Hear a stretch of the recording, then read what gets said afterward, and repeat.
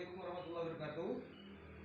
Baiklah ibu-ibu sekalian, melanjutkan dari pertemuan sebelumnya mengenai bagaimana caranya kita mengendalikan anggaran keuangan keluarga sampai dengan pada cerita tentang Pak Rusli dan Bu Lili, ya, poin keempat. Langkah keempat, sekarang kita akan berbicara mengenai bagaimana mengendalikan keuangan dalam keluarga di langkah yang kelima. Disampaikan bahwa mengendalikan pengeluaran harus dilakukan bersama seluruh anggota keluarga agar tujuan bersama dapat tercapai. Artinya dari contoh yang langkah keempat tadi, bahwa dapat kita simpulkan antara Pak Rusli dengan Bu Lili harus ada melakukan upaya bagaimana caranya mereka membuat kesepakatan bersama di dalam rumah tangganya, yang mana tujuan dari kesepakatan ini adalah bagaimana caranya Bu Lili dan Pak Rusli bisa mengendalikan keuangan di dalam keluarganya. Begitu ya Ibu ya. Baik, untuk selanjutnya di langkah ke-6 ya Bu, mari kita saksikan film, atau kalau misalkan Ibu nggak mau repot, silahkan ibu-ibu sekalian buka di buku pintarnya halaman 47 ya. Dan saya mohon kepada salah satu ibu-ibu untuk bisa berpartisipasi membacakan mengenai cerita yang ada di film tersebut. Ya, Bu ya, silakan dibuka Bu buku halaman 47-nya. Ya, monggo silakan Bu Parmi, Bu Rasmi ya. Silakan, ketemu nggak Ibu-ibu? Baik, kalau begitu saya minta salah satu dari ibu-ibu coba membantu membacakan cerita mengenai halaman 47 tersebut Bu ya.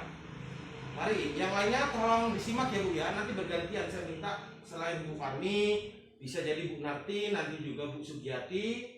Tolong disimak, diperhatikan, nanti bisa membuat narasi cerita bersambungnya ya Bu ya. Ya, baik. Silakan dibuka semuanya halaman 47 ya. Ya, silakan Bu Pami ya. Film 1B, pengeluaran harus dikendalikan. Pendamping Bu Lili, jangan lupa besok datang ke pertemuan ya. Akan ada pelatihan mengelola keuangan. Jawab Bu Lili. Ketika Bu Lili, di pertemuan tersebut kami diajarkan menghitung pendapatan dan pengeluaran rumah tangga per bulannya. Bu Lili, saya harus memilah mana pengeluaran yang merupakan kebutuhan dan mana yang keinginan supaya jumlah pengeluaran bisa seimbang dengan pendapatan. Pengeluaran yang seimbang inilah yang menjadi rencana anggaran bulanan keluarga saya. Pak Rusli, untuk apa amplop-amplop ini Bu? Bu Lili, amplop-amplop ini akan membantu kita mengendalikan pengeluaran keluarga Pak. Jadi upah yang kita terima Ibu satukan, lalu uangnya Ibu bagi-bagi ke dalam amplop-amplop ini sesuai dengan anggaran bulanan yang waktu itu sudah kita sepakati bersama. Silakan dilanjut Bu. Ya, Bu Sugiati. Bu Lili, uang yang sudah Ibu masukkan ke amplop listrik ya harus dipakai untuk bayar listrik saja, tidak boleh dipakai untuk kebutuhan lainnya. Jadi semua pengeluaran kita terkendali Pak. Ya Bu Lili. Bu Lili, tapi setiap kali memakai uang kita harus rajin mencatatnya di dalam buku catatan kas harian. Dengan cara ini kita bisa tahu dan mengambil langkah lebih cepat ketika kita kelebihan atau kekurangan uang. Begitu Pak. Mengambil cerita dari Bu Lili dan Pak Rusli ini adalah yang harus kita catat atau yang harus menjadi catatan kita bersama, bahwa penggunaan sistem amplop disarankan bagi keluarga yang berpendapatan tetap bulanan. Artinya seperti saya, misalkan saya memiliki gaji 2 juta rupiah setiap bulannya. Nah, ketika saya memberikan uang gaji saya kepada istri saya, atau saya menjadi Pak Rusli, dan ketika saya memberikan uang gaji saya 2 juta ini kepada Bu Lili sudah memilah-milah memilah-milah, di mana misalkan Bu Lili menyiapkan 5 amplop. Amplop pertama berisi untuk kebutuhan sehari-hari di dalam rumah. Amplop kedua berisi untuk kebutuhan anak-anak. Amplop ketiga berisi untuk kebutuhan rumah tangga yang ada di dalam rumah, misalkan untuk listrik, ya enggak. Kalau yang tadi pertama misalkan untuk beras, sabun, segala macam, yang ini untuk listrik. Yang selanjutnya misalkan untuk kebutuhan mendadak, dan yang terakhir adalah disimpan, misalkan begitu. Jadi 2 juta ini dialokasikan oleh Bu Lili sedemikian rupa sehingga nanti pada akhirnya Bu Lili pun tidak merasa kurang, karena memang sudah mengalokasikan dari 2 juta rupiah yang diterima oleh Pak Rusli setiap bulannya menjadi termanage dengan baik atau terkondisikan dengan baik melalui sistem amplop ini. Itu catatan pertama. Selanjutnya, mereka langsung dapat membagi-bagikan uang ke dalam amplop ketika menerima pendapatan tadi yang saya jelaskan ya. Untuk keluarga yang tidak tetap pendapatannya, lebih cocok pakai sistem catatan kas harian. Nah, ini Bu, untuk yang tidak tetap pendapatannya, misalkan dia buruh harian ya Bu ya, atau mungkin di luar buruh harian, dia ya buruh harian yang tepat ini ya.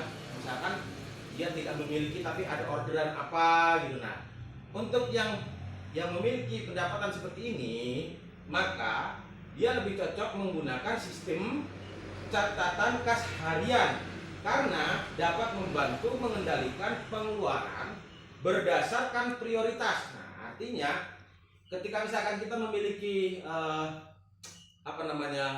hasil dari jeripayah kita dalam sistem harian buruh ya, seperti Ibu misalkan Bu Risma setiap harinya menjadi buruh harian di ladang humas atau di perusahaan, ladang perusahaan.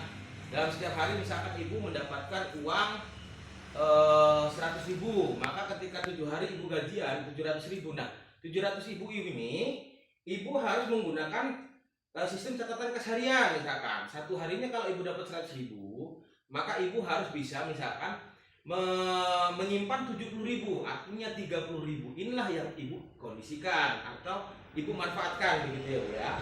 Karena dapat membantu mengendalikan pengeluaran. Nah, inilah fungsinya supaya Ibu tahu bisa mengendalikan pengeluaran Ibu. Kalau satu hari Ibu harus 100, artinya hari itu juga harus 100, artinya Ibu tidak bisa menyimpan uang. Ketika nanti ada kebutuhan mendadak, Ibu akan keteteran.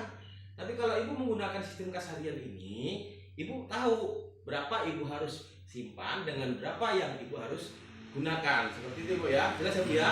Baik.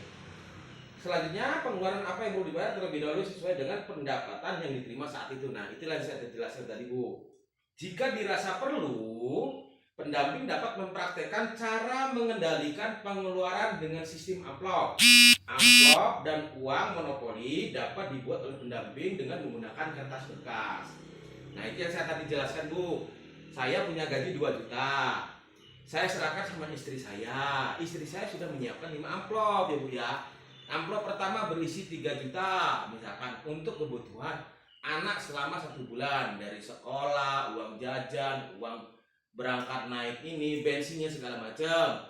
500.000 untuk kebutuhan rumah misalkan. Untuk kebutuhan rumah itu misalkan beras, sabun, minyak goreng, garam dan segala macam.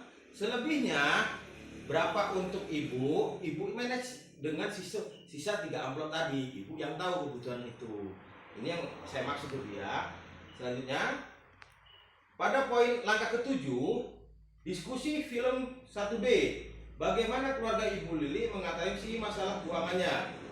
Bimbing peserta memahami kisah film. Nah, yang harus dicatat adalah penting untuk mengendalikan pengeluaran berdasarkan anggaran yang telah dibuat agar tetap berimbang dengan pendapatan. Ada 2 cara untuk mengendalikan pengeluaran, yaitu 1, sistem amplop dan masukkan uang pendapatan ke dalam amplop sesuai dengan jenis pengeluaran yang telah dianggarkan. Nah, sekarang saya tanya Bu, dari film tadi atau dari catatan halaman 47 yang Ibu baca di buku kita tadi, sekarang saya mau bertanya sama ibu-ibu, kira-kira dari sekian banyak ibu-ibu ini, siapa yang sudah menggunakan sistem amplop Bu? Ayo acung tangannya.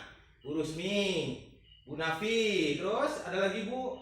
Ya, Bu Daria, terus Bu Narti. Sudah menggunakan sistem amplop ya Bu ya? Ya baik. Nah selanjutnya kalau misalkan yang lainnya bagaimana Bu? Oh ya, berarti yang lainnya masih menggunakan sistem kas, catatan kas harian karena penghasilannya tidak tetap ya. Dan sekarang saya mau nanya dengan ibu-ibu, kira-kira dari sekian banyak ibu-ibu ini masih ada nggak yang menggunakan manajemen acak-acakan? Nah, ya benar. Maksudnya gini Bu, manajemen acak-acakan tuh.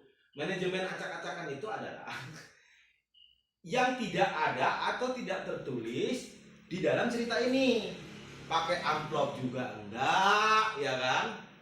Pakai sistem catatan kas harian juga enggak. Padahal jelas misalkan penghasilan ibu-ibu semuanya masih penghasilan harian misalkan.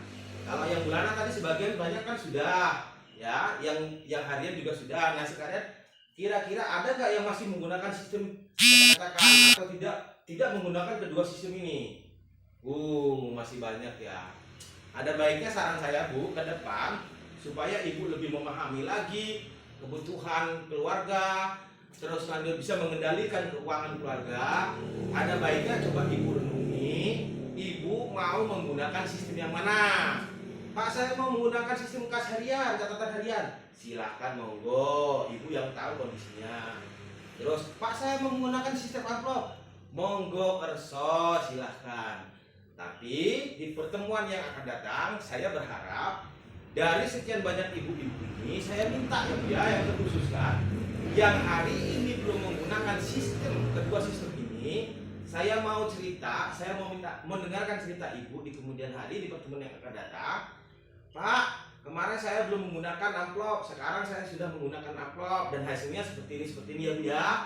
Jadi saya berharap pada pertemuan hari ini, pada pertemuan malam ini, ibu-ibu sudah dapat menyimpulkan ibu mau menggunakan sistem yang mana? Sistem amplop atau sistem catatan kas harian. Tinggal ibu yang tahu kondisinya. Kalau bulanan saya sudah berikan contoh, kalau bulanan harus menggunakan sistem amplop.